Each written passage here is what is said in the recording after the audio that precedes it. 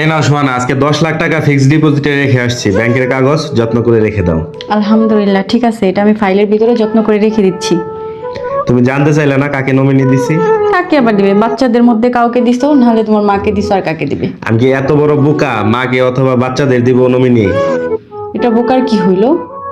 আচ্ছা ধরো, আমি যদি আমার মাকে নমিনি দেই, তাহলে আমার যদি কিছু হয়ে যায়, আল্লাহ না করুক, তাহলে এই টাকাগুলো আমার মা অন্য ভাই বোনদেরও ভাগযোগ করে দিয়ে দিবে, তাই না? অথবা আমি যদি বাচ্চাদের নমিনি দেই, আমার বাচ্চারা যদি ঠিকঠাক মতো মানুষ না হয়, যে বাচ্চাকে দিব সে তার অন্য ভাই বোনদের ঠকাবে, এতে তোমারও ভবিষ্যৎ বলে কিছু থাকবে না।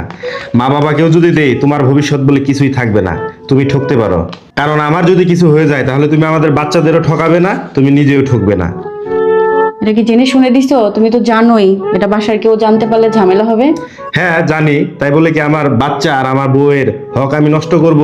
তাদেরকে আমি ভাসিয়ে দিয়ে যাব? তোমাদের ভবিষ্যতের কথা চিন্তা করে আমার কাছে সবচেয়ে সঠিক মনে হয়েছে তোমাকেই নমিনি করা, ঠিক আছে?